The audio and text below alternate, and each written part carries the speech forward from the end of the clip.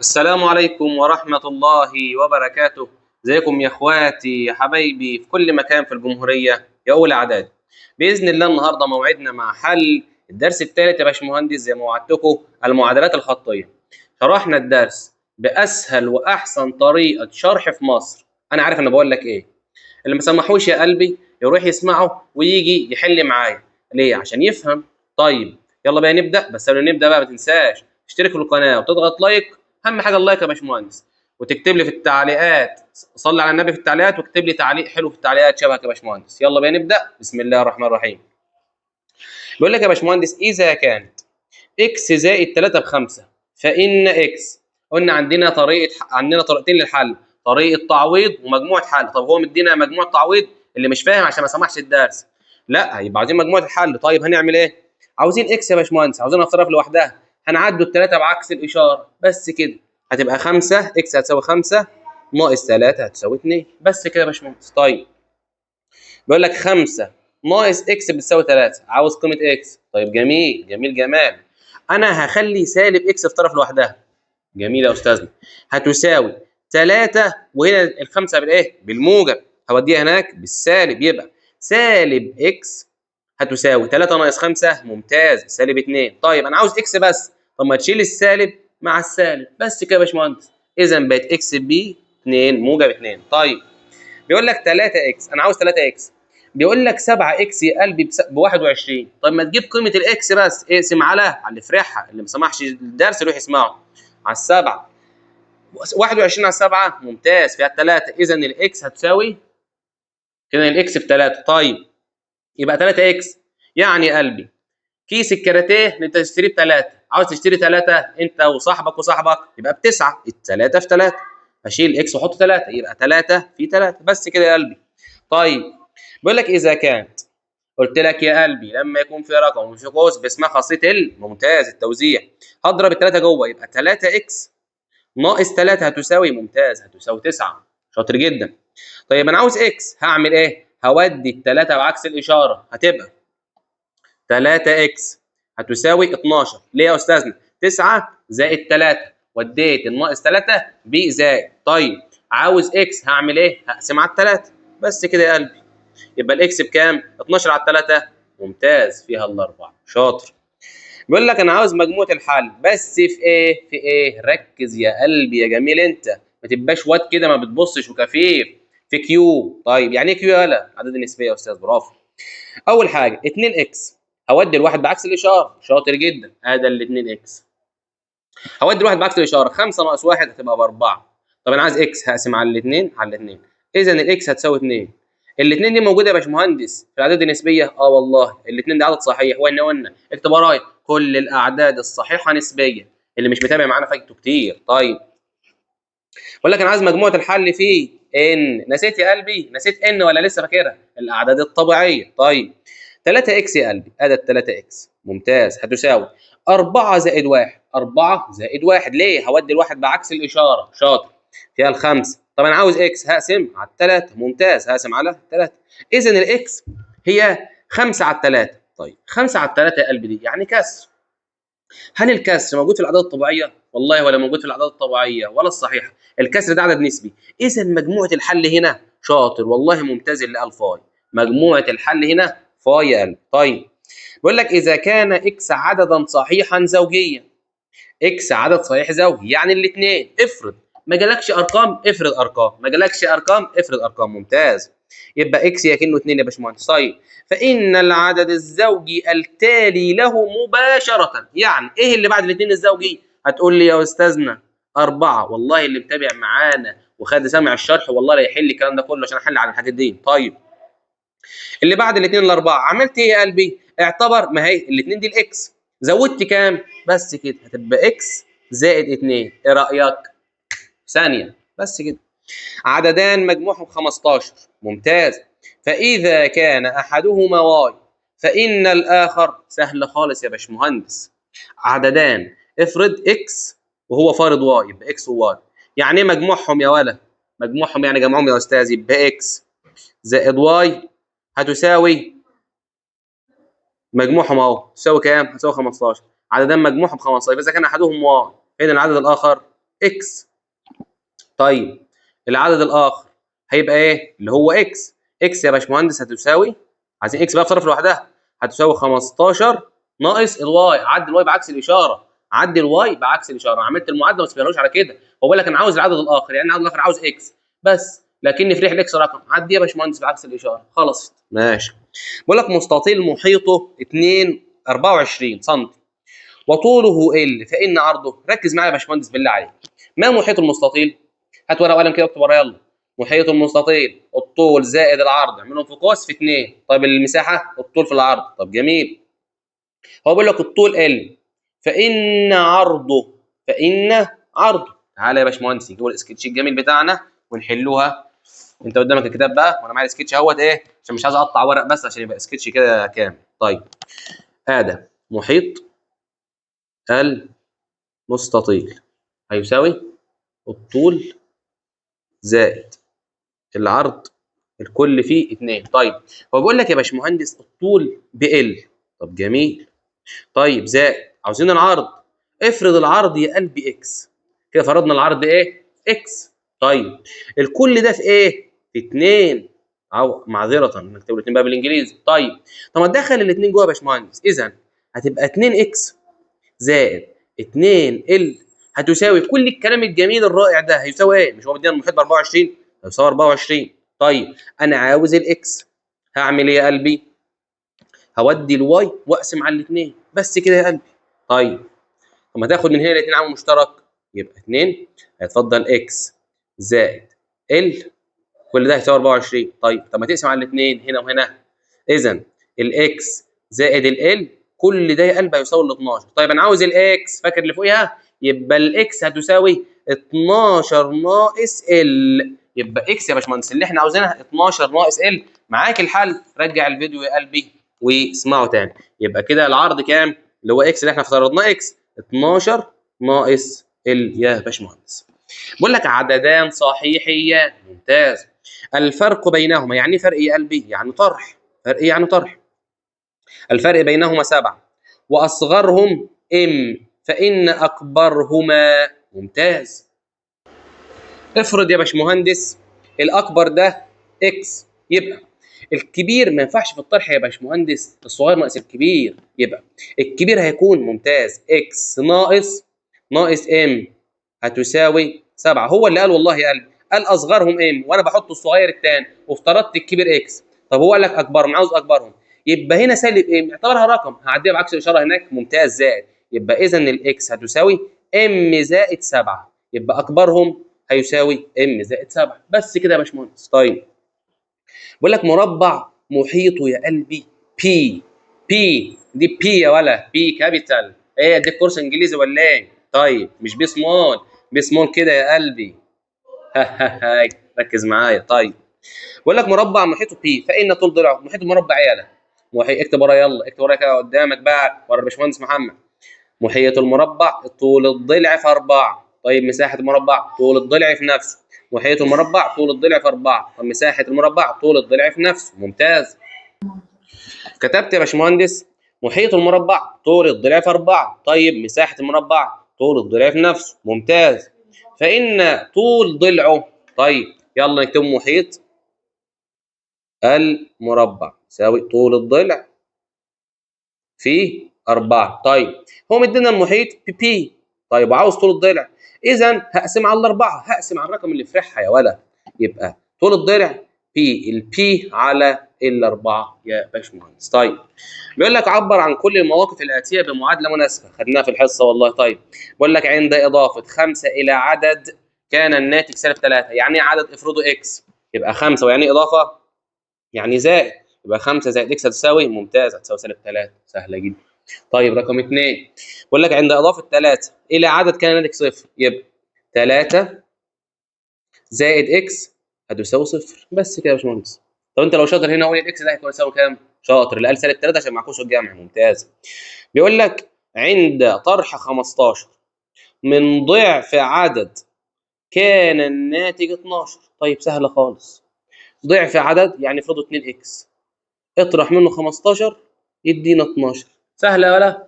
عند طرح 15 من ضعف عدد، عدد ده فرضناه اكس، يبقى 2 اكس ناقص 15 هتساوي 12. طيب بقول لك عند طرح سالب 8 من 3 امثال عدد كان الناتج سالب 5، لسه حلنا 3 امثال يعني 3 اكس.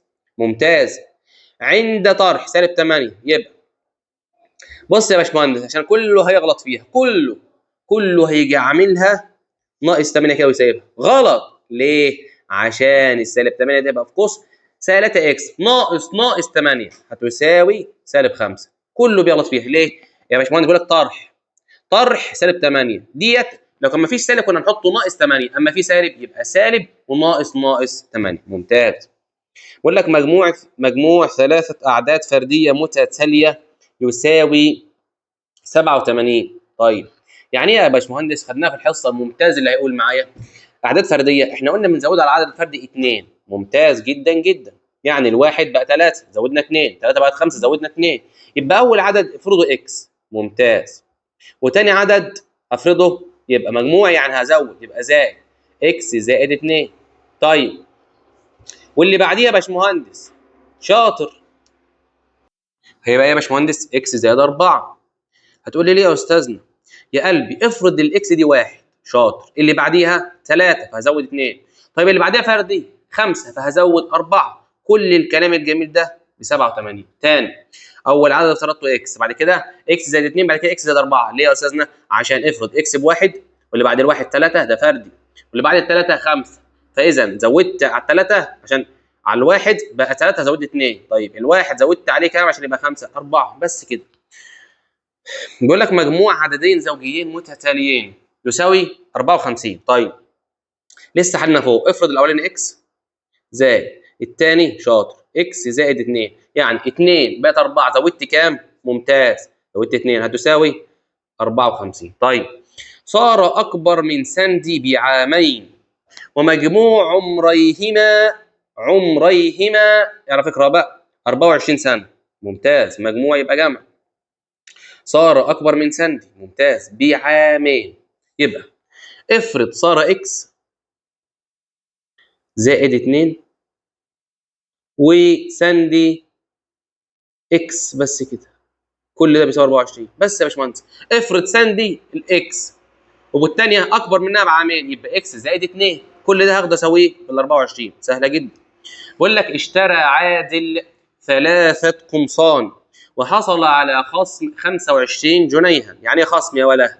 ممتاز. اللي قال طرح يعني ممتاز. فكان اجمالي المدفوع 350. سهله خالص. اشترى عادل 3 قمصان اعتبر القميص باكس يبقى 3 اكس 3 قمصان. حصل على خصم 25 جنيه يبقى ناقص 25. كل ده هيساوي 350. لو انت بتعرف تترجم الكلام يا باشمهندس يبقى انت ممتاز. خصم يعني طرح. طيب بيقول لك اوجد مجموعه حل كل من المعادلات الاتيه مستخدما ايه يا قلبي؟ مجموعه التعويض. ممتاز مجموعه التعويض. يعني ايه اللي خد معانا في الحصه؟ نقعد نجربه. طيب سالب 2 زائد 1 سالب 3 والله عمرها ما حصلت. طيب سالب 3 زائد 1 سالب 2 عمرها ما حصلت. طيب سالب 4 زائد 1 سالب 3 صح برافو. اذا مجموعه الحل اجي عامل عليها دايره كده. طيب 7 ناقص كام تدينا 2؟ على طول يا باشمهندس بقى ده بتاع ابتدائي ده حضانه. 7 ناقص 5. طيب 2 اكس زائد 1 ب 7. طيب شيل الاكس وحط 2. 2 في 2 ب 4 زائد 1 7. لا طب شيل الاكس حط 3. 2 في 3 ب 6 زائد 1. ممتاز يبقى بس 7. طيب شيل الاكس حط 3. 3 في 3 ب 9 زائد 2 11 ما ينفعش. طيب ال 3 في 4 ب 12 زائد 2 ما ينفعش. طب ال 3 في 5 ب 15 زائد 2. ممتاز يبقى ديت مجموعه الحل. شفت بقى مجموعه التعويض بقعد اجرب. اما مجموعه الحل يا باشمهندس زي ما انا هنحلها هنا كده ركز معايا دي اسهل. يعني بقول لك اوجد مجموعه الحل اذا كانت مجموعه التعويض زد وان. سؤال جميل جدا جدا جدا. طيب اول حاجه يا باشمهندس 2 اكس هتساوي هعدي السبعه بعكس الاشاره هتبقى 3 ناقص 7. كويس جدا. يبقى 2 اكس هتساوي 3 ناقص 7 سالب 4. طيب انا عايز اكس هقسم على الاثنين. ايوه يا قلبي. يبقى اذا الاكس هتساوي سالب 2. اذا الاكس بسالب 2. هل يا قلبي السالب 2 موجود في العدد الصحيحه؟ والله ايوه. اذا مجموعه الحل سالب 2 في الاعداد الصحيحه في زد. اما في ان هل ان يا قلبي يعني ان الاعداد الطبيعيه يا استاذنا؟ هل الاعداد الطبيعيه فيها -2؟ اللي قال هقطم رقبته. لا، ليه؟ عشان الاعداد الطبيعيه بتبدا 0 1 2 ما فيهاش سوالب. اذا في الاعداد الطبيعيه فاي. اذا مجموعه الحل في زد تقبل -2، ومجموعه الحل في ان فاي يا باشمهندس. يلا بينا نكمل حلنا. بيقول لك يا باشمهندس اوجد مجموعه الحل في كل من زد وكيو، يعني زد الاعداد الصحيحه وكيو الاعداد النسبيه. طيب اكس يا باشمهندس هودي ال 12 بعكس الاشاره. طيب يبقى اذا كده الاكس هتساوي 7 ناقص 12 ب-5. طيب -5 دي موجوده في الاعداد الصحيحه؟ ما احنا عندنا الاعداد الصحيحه صفر والسوالب والموجب. نسيت خلاص، كانت وحده اولى انا راجعنا عليها يا قلبي، واللي ما سمعش المراجعه يروح يسمعها. ماشي، حلينا 150 سؤال. طيب جميل يا استاذنا. طب مش احنا قلنا يا قلبي كل الاعداد الصحيحه اعداد نسبيه؟ يبقى اذا تنتمي مجموعه الحل. هكتب كده مجموعه الحل هتساوي -5 تنتمي للايه وايه؟ للزد والكيو. ممتاز ممتاز ممتاز. طيب عاوز قيمه اكس، هعمل ايه؟ انا هعملها في خطوه واحده بقى. هعدل ال 12 ال 11 يبقى 9 ناقص 11. ممتاز، -2. وهقسم على الثلاثه. لكن بقت الاكس لوحدها يا باشمهندس هقسم على اللي فرح، يبقى -2 على 3. يجي وانا جاري ايوه يا استاذنا ده عدد صحيح. اقول لك يا قلبي يا حبيبي غلط. ليه؟ عشان ده عدد نسبي بس، ده مش عدد صحيح يالا، ده كسر يا ولا كسر. اذا ده ينتمي للاعداد النسبيه فقط، وفاي في الاعداد الصحيحه. طيب 2 واي يا باشمهندس هعدي ال5 بعكس الاشاره. طيب انا عاوز الواي هتساوي -2 زائد 5. ممتاز، هيبقى 3. طيب انا عاوز الواي هتبقى 3 على 2. 3 على 2 دي يا باشمهندس ايه؟ 1.5. ال1.5 ده عدد صحيح؟ لا والله، يبقى 5 في الاعداد الصحيحه وينتمي فعلا للاعداد النسبيه. ممتاز، انت كده فهمت اللعب. طيب اخر سؤال، دي اسئله كتاب مدرسه يعني بيجي منها الامتحانات، ركز. بيقول لك -2 بي هتساوي، هودي 9 بعكس الاشاره، مش هي موجب هوديها سالب، يبقى 7 ناقص 9 -2. طيب انا عايز بي، هقسم على -2. اذا البي يا باشمهندس بواحد. الواحد ده ايه؟ صحيح ونسبي. بس كده هكتب له مجموعه الحل واحد تنتمي لزد وتنتمي لكيو يا باشمهندس. الله ينور عليك. يلا يا باشمهندس نكمل السؤال اللي بعد كده. بيقول لك اوجد مجموعه الحل في ان، يعني ان الاعداد الطبيعيه اللي هي بتبدا من صفر لما لا نهايه، يعني 0 1 2 3 الى ما لا نهايه. طيب انا عاوز ايه؟ هودي -2 على 5، ما تخافش هناك بعكس الاشاره، يعني 3 على 5 ايه هتساوي؟ 3 على 5 زائد 2 على 5. يا ولا فاكر يا ولا اعداد نسبيه جمعهم الدرس السابع الوحده الاولى. طيب بجمع البسط وبنزل المقام، اذا بقت 5 على 5 يعني 1. اذا مجموعه الحل تنفع. طيب يا باشمهندس ركز معايا. بيقول لك 5 اكس هتساوي 9 ناقص 4. هودي الاربعه بعكس الاشاره. طيب 9 ناقص 4 5. طب انا عاوز الاكس، هقسم على الخمسه اللي فرح. اذا الاكس بواحد. 5 على 5 تنتمي للاعداد الطبيعيه؟ ايوه. طيب انا هحل اسئله كتاب المدرسه بس، وانت حل الباقي يا باشمهندس. طيب دي فاكر ايه التوزيع؟ عارف ليه؟ عشان اسئله كتاب المدرسه بتكون اصعب اسئله، ودي اللي بيجي لنا في الامتحان، وانت بقى ايه شغل دماغك في دول. طيب 2 في اكس، ممتاز، ب 2 اكس اول ما الاقي رقم قدامه قوس اضرب الرقم في القوس جوه، زائد 2 في 7 ب 14 هيساوي 10. ممتاز ممتاز ممتاز. طيب جميل يا قلبي. يبقى 2 اكس هتساوي 10 ناقص 14. ليه؟ عشان دي زائد هودينك بعكس الاشاره -4. ممتاز، هقسم هنا على الاثنين وهنا على الاثنين. اذا الاكس يا باشمهندس طلعت ب-2. بالله عليك -2 موجوده في الاعداد الطبيعيه؟ لا. اذا مجموعه الحل هنا ممتاز يا ولد، فاي. مجموعه الحل فاي في سؤال رقم 4. يلا يا باشمهندس نحل السؤال اللي بعد كده. بيقول لك اوجد مجموعه حل كل من المعادلات الاتيه في زد. يعني ايه في زد يلا؟ يعني عدد صحيح. ممتاز، برافو عليك يا باشمهندس. 2 اكس هتساوي، هودي الخمسه بعكس الاشاره يعني -5 -17 زائد 5 هتدينا -12. اذا الاكس هتساوي -6. اذا مجموعه الحل تنفع. والله ما في اي حاجه، ما -6 عدد صحيحيه ولا ايه؟ ممتاز.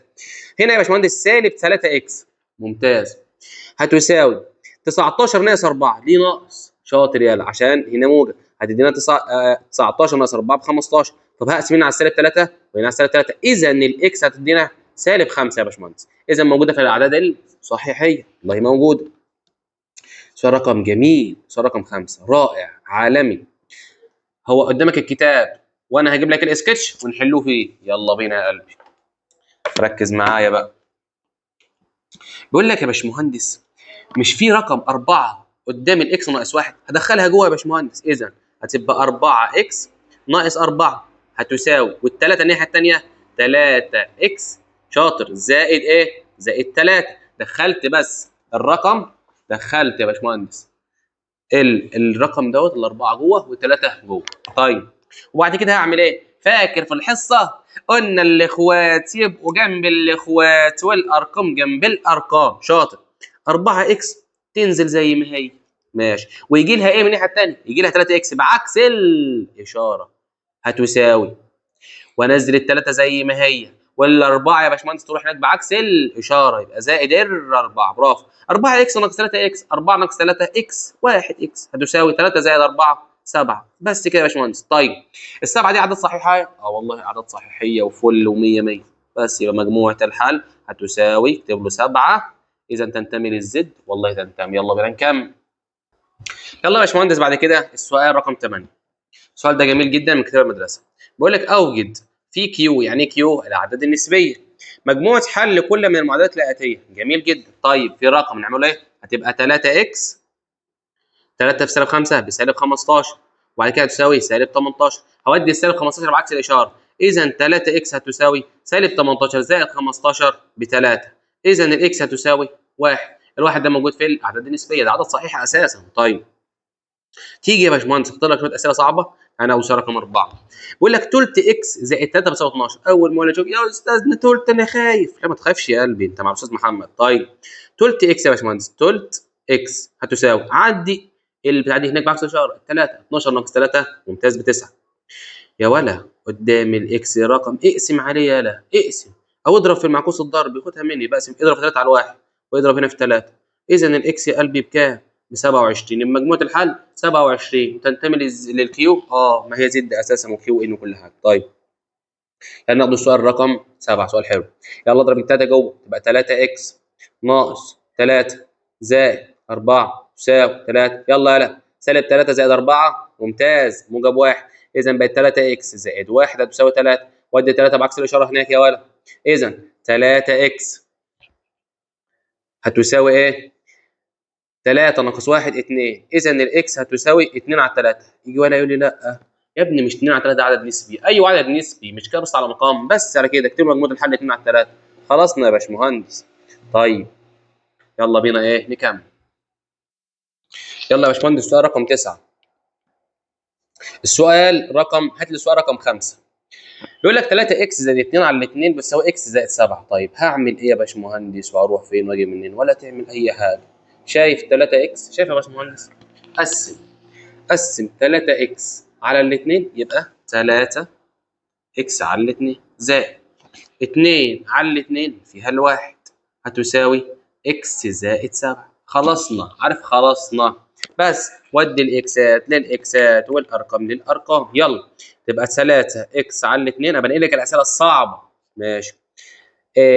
ناقص اكس ممتاز جدا هتساوي 7 ناقص 1. وديت الواحد بعكس الاشاره. طيب 3 اكس على الاثنين ناقص 1 هتدينا كام يا باشمهندس؟ يلا نحسبوها على 3 على الاثنين ناقص، عارف يعني ايه ناقص اكس؟ يعني ناقص 1. يبقى 3 على الاثنين ناقص 1 هتدينا يا باشمهندس نص. هتدينا نص. اذا نص اكس، نص اكس ب 6. اذا الاكس يا باشمهندس نص كيلو بتنجان ب 6. هي اللي جت على دماغي بتنجان.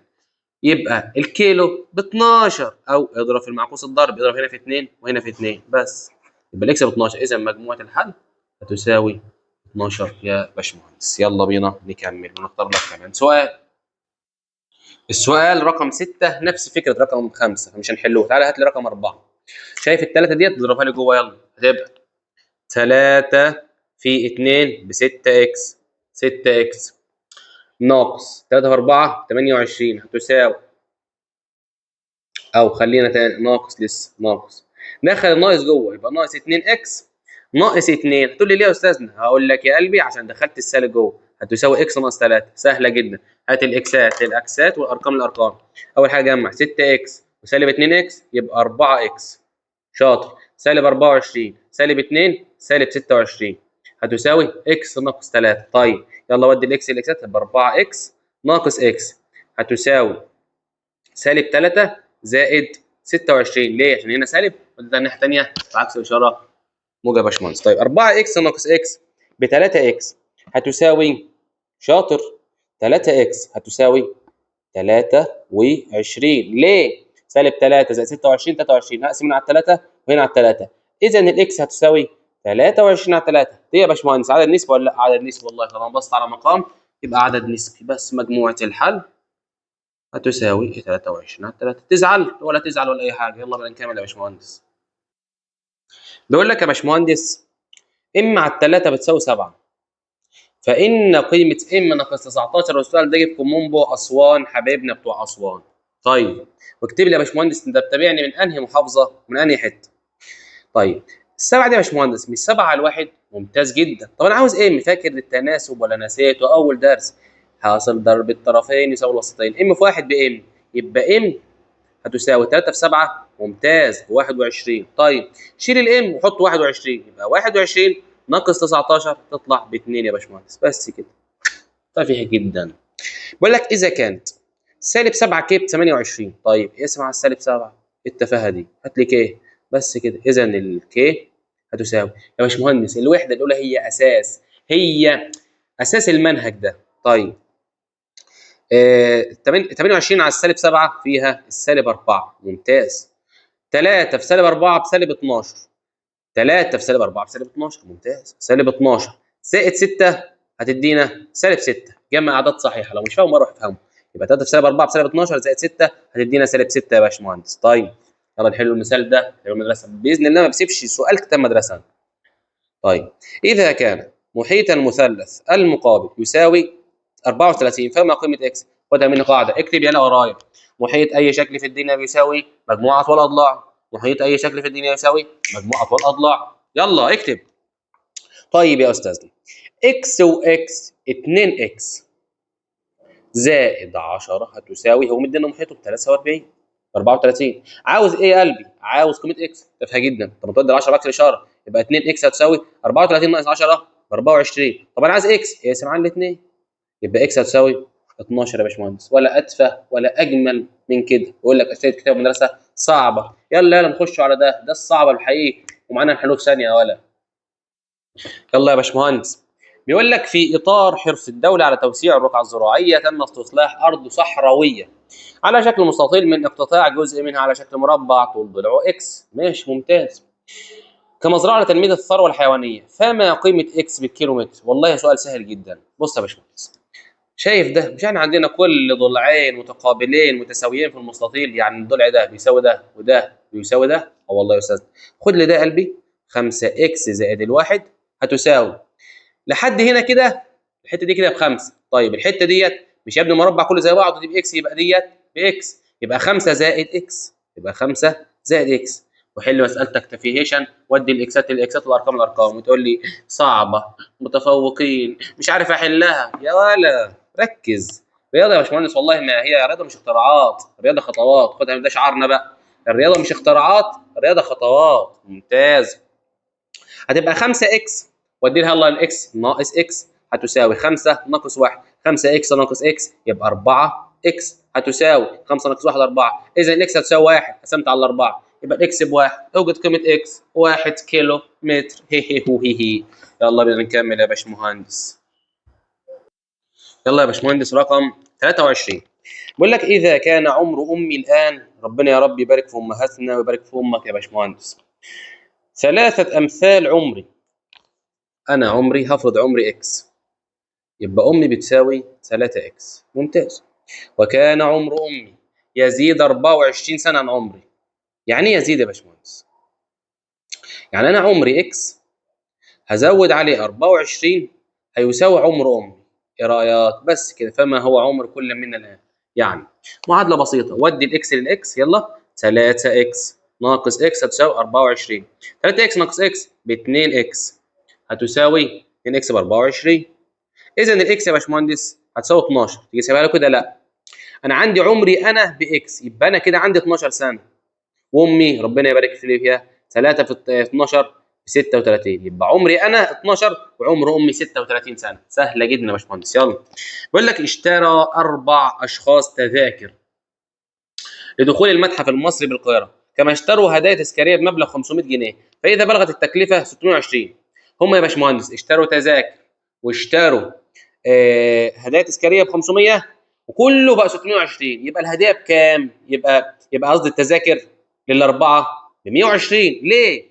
كان معاك يا باشمهندس 600. انت مثلا رايح متحف اشتريت اربع تذاكر واشتريت هديه ب 500، يبقى اربع تذاكر يعني 4 اكس. يعني نعمله 4 اكس زائد 500 هتساوي 620. طيب هيجي مودي 500 عكس الاشاره، بس 620 ناقص 500 هيدينا سعر الاربع تذاكر. يبقى الاربع تذاكر ب 120، يبقى التذكره الواحده ب 30 جنيه بس. فما سعر التذكره الواحده 30 جنيه يا باشمهندس. يلا بينا نكمل.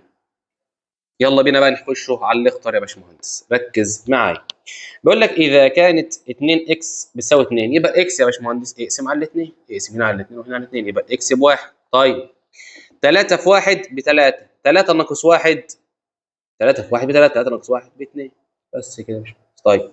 بقول لك اذا كانت 2 اكس ناقص 7 ب 5. طيب عاوزين الاكس، يبقى 2 اكس هتساوي، اودي السبعه بعكس الاشاره، 5 و7 12، يبقى الاكس هتساوي 6.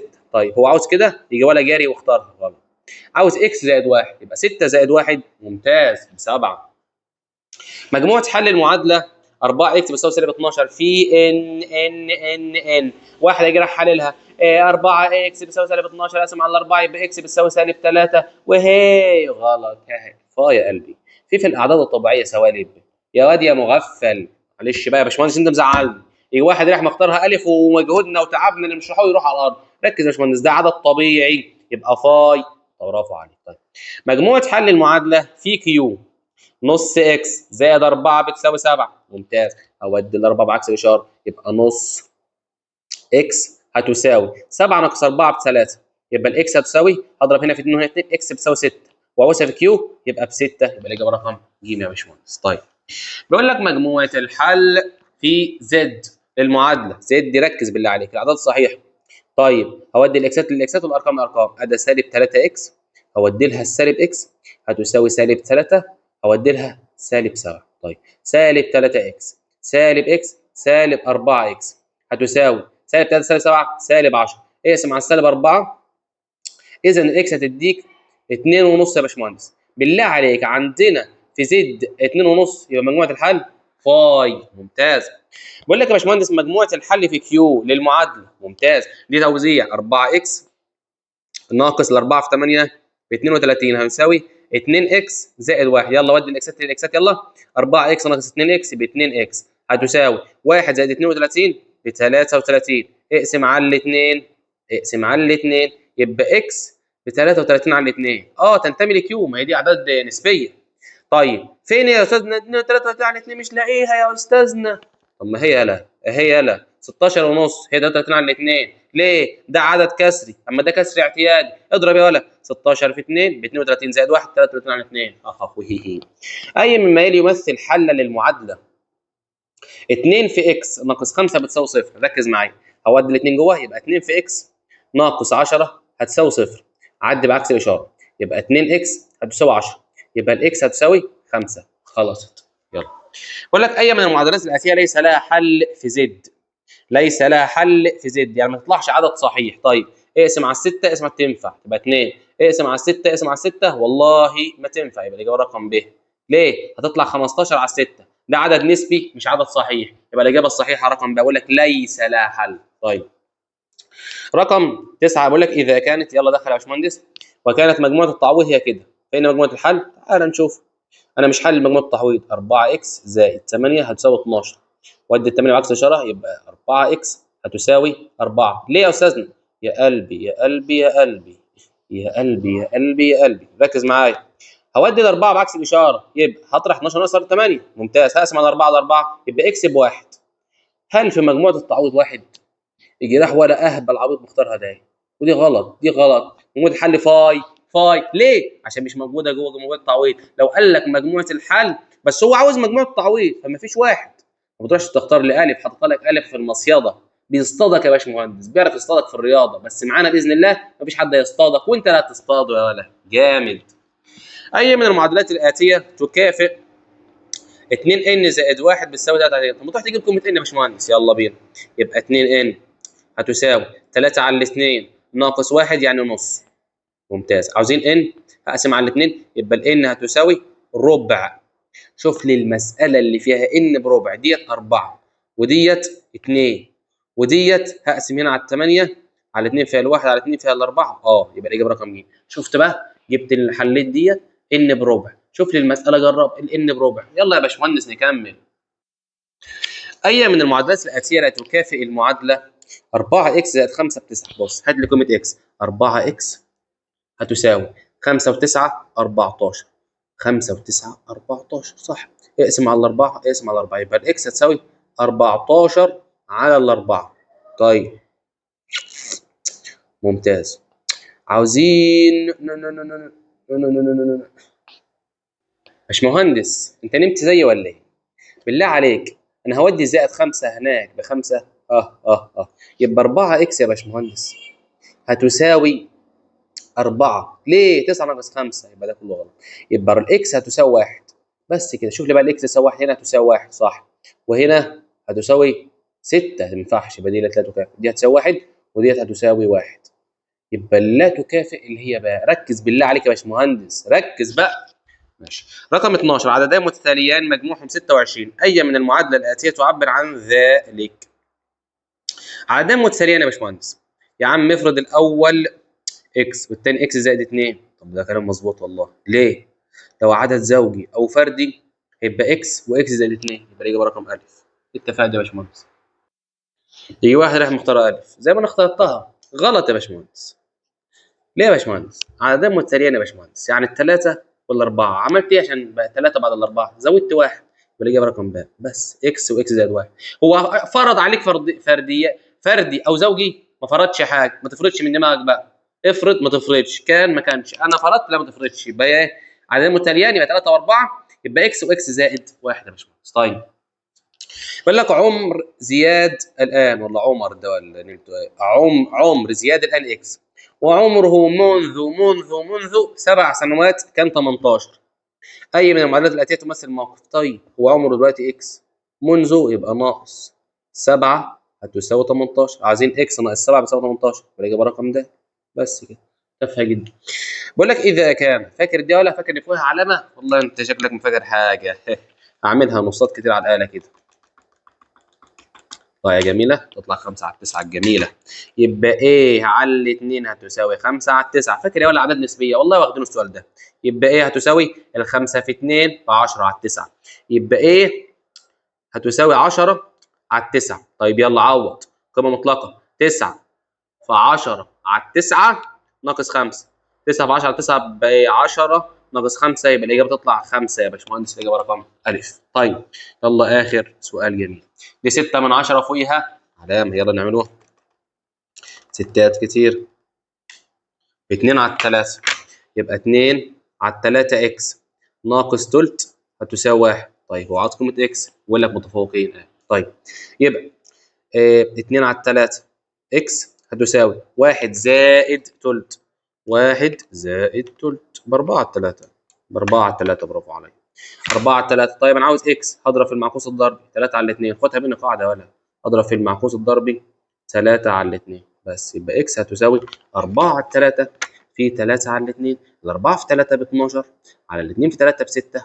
الاجابه تطلع 2. ويقول لك الرياضه صعبه ويعيط. الرياضه صعبه. صعبة ايه؟ انت اللي مش عارف تركز. ايه يا باشمهندس؟ ماشي. متوازي اضلاع. اللي متابع الفيديو لحد دلوقتي اكتب لي في التعليقات، عشان ده محترم جدا وقايم ممتاز وشاطر. اكتب لي هو منين الولد الممتاز اللي متابع لحد دلوقتي. طيب متوازي اضلاع طول قاعدته 15 وارتفاع المناظر لها الماظ. سؤال الماظ من إليم من كفر الشيخ من مكان جامعتي. يلا انا جامعتي في كفر الشيخ. لا متوازي اضلاع طول قاعدته 15. طيب وارتفاعه المناظر له كده ومساحته كده، فان اكس. انا نفسي اعرف يا باشمهندس، انت ازاي مش عارف مساحه متوازي الاضلاع؟ مساحه متوازي الاضلاع ايه؟